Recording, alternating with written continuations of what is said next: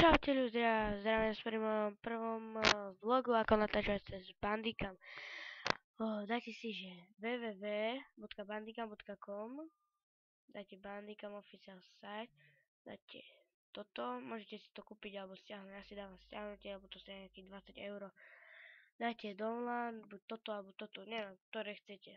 Dajte treba toto, to sa vám začne stiahovať a otvorí sa vám niečo takéto. Dajte, že hlavné, dajte si to prosím, no jak chcete, dajte si to podľa mňa to mám dobré. Ja som si to tiež dával podľa takého jedného youtubera, ktorý to tiež natáčal, lebo mi to nešlo zapnúť a tak ďalej. Dajte si, no jak chcete, tak urobiť ďalšiu snímku, zase toto a JPG, vysoká video.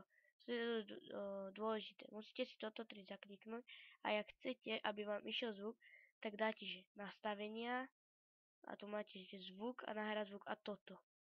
Mikrofón. Aj obidvoje. Tu máte obrázky, JPG, výstup, no to nič, výstup.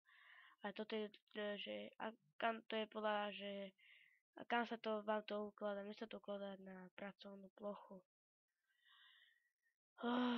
Ešte čo by som vám tak o tom povedal. Tu máte, si to môžete robiť screenshoty alebo fotky, kto nevie čo je screenshot. A ďakujem.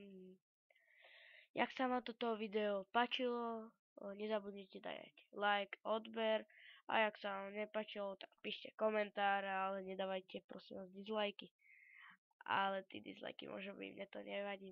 Toto je môj prvý vlog, takže sa nebudem hnevať, pochopím to.